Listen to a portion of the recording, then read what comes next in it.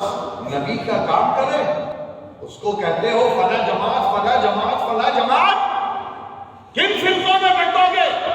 قرآن کو بانٹ دو، نبی کو بانٹ دو، کل قیامت کے دن تمہارا انجام بھی بہت بدتر ہونے والا ہے۔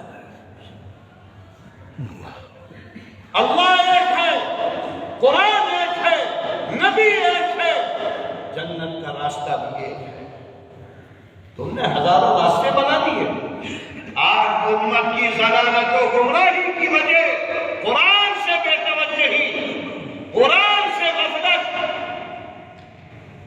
اگر آج ہم قرآن پڑھ رہے ہوتے، سمجھ رہے ہوتے، تو ہمارے اندر حقیقی معنوں میں صحابہ کی صفات پیدا ہو جاتی۔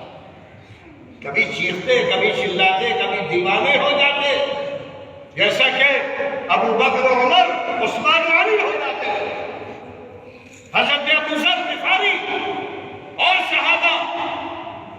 وہ کیفیت کیوں نہیں؟ پڑھتے نہیں، سمجھنا نہیں چاہتے، اور اس سے کہتے ہی مدرسے والوں کا کام ہے۔ تو اللہ نے صرف مدرسے والوں کے لیے جنت بنائی ہے، تم کہاں جاؤ گے؟ اے عوام، تم کہاں جاؤ گے؟ اتنا مگن ہو، صرف دنیا ہی میں رہنا ہے، آگے نہیں جانا۔ اگر قرآن پڑھ رہے ہوتے تو ہماری آنکھیں کھل جاتی۔ اللہ نے حکم دیا ہے، اے ایمان والو، پورے اسلام کو مانو، پورے اسلام۔ اور پورا اسلام کیا ہے؟ 5 چیزیں۔ زندگی کے 5 شعبے اسلام ہیں۔ سب سے پہلے عقائد، عقیدہ صحیح ہو۔ عقیدے کا مطلب لا الہ الا اللہ محمد الرسول اللہ، جو کچھ ہوتا ہے وہ اللہ کے حکم سے ہوتا ہے۔ پتا ہل نہیں سکتا، بوٹا نکل نہیں سکتا، سب اللہ کے حکم سے ہوتا ہے۔ موت و حیات اللہ کے قبضے میں ہے، زندگی اللہ کے قبضے میں ہے، ہمارے ارادے اللہ کے ہاتھ میں۔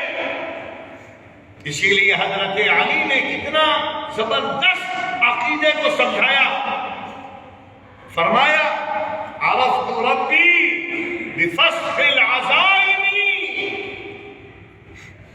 جب ہمارے پختہ ارادے ٹوٹتے ہیں، یہ کرنا ہے، یہ کرنا ہے، یہ کرنا ہے، پورا ارادہ کر کے گئے، نہیں ہوا، تو اس کا مطلب کیا ہے کہ ہماری زندگی کی ڈور بھی اللہ کے ہاتھ میں۔ ہم اپنے کو مالک سمجھ رہے ہیں، اگر ہم مالک ہوتے تو بخار کیوں آتا، نزلہ کیوں ہوتا، ہارٹ اٹیک کیوں ہوتا، پریشانیاں کیوں ہوتی؟ ہم نے اس پر غور نہیں کیا۔ اللہ یہ بیماریاں دیتا ہے تاکہ سدھر جاؤ، سدھر جاؤ۔ پہلی چیز عقیدہ، اللہ کے علاوہ کوئی کچھ نہیں کر سکتا۔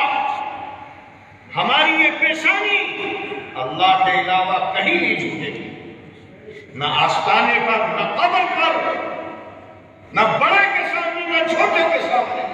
یہ پیشانی صرف اللہ کے لیے ہے، ہمارے ہاتھ پھیلیں گے اللہ کے لیے۔ تو یہ عقیدہ ہے۔ دوسری چیز عبادات، اللہ کے لیے عبادت کرو، اور عبادات میں نماز، روزہ، زکوٰۃ، حج، یہ 4 بڑی بڑی عبادتیں ہیں۔ ان کو سیکھ کر کرو، دین کے لیے کرو، اللہ کے لیے کرو۔ سیکھو، سیکھو، ایک ایک چیز سیکھ کر کرو گے تو وہ اعلیٰ سے اعلیٰ ہوگی۔ بغیر سیکھے کرو گے تو ناقص ہوگی، ادھوری ہوگی۔ تو دوسری چیز عبادات۔ تیسری چیز معاملات، تجارت، لین دین۔ ماشاءاللہ یہاں بہت بڑی تعداد تاجروں کی ہے، اور اس علاقے کے لوگ دنیا میں پھیلے ہوئے ہیں۔ بزنس، تجارت، تو تجارت منمانی ہوگی، یا اللہ کے رسول والی تجارت ہوگی یا صحابہ اور مہاجرین والی ہوگی۔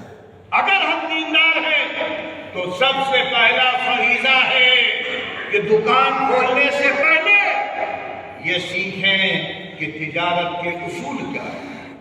حضرت عمر فاروق دکان کھولنے کی اجازت نہیں دیتے تھے اس شخص کو جس نے قرآن و حدیث کے احکام نہیں سیکھے ہیں تجارت میں۔ آج تو جو چاہو کرو، اگر آج ہم تجارت ایمان والی کریں، اللہ اس کے رسول والی کریں تو کتنا مزہ ہے۔ اللہ کے رسول نے فرمایا التاجر الصدوق الامین یحشر مع النبیین والصدیقین والشہداء۔ دو چیزیں ایک تجارت کرنے والوں، دو چیزیں پیدا کر لو اپنے اندر تو جب تک دکان میں بیٹھو گے نماز کا ثواب ملے گا، سنت کا ثواب ملے گا۔ ایک امانت داری، امانت داری کے ساتھ کاروبار کرنا۔ دوسری چیز سچ بولنا، جھوٹ نہ بولنا۔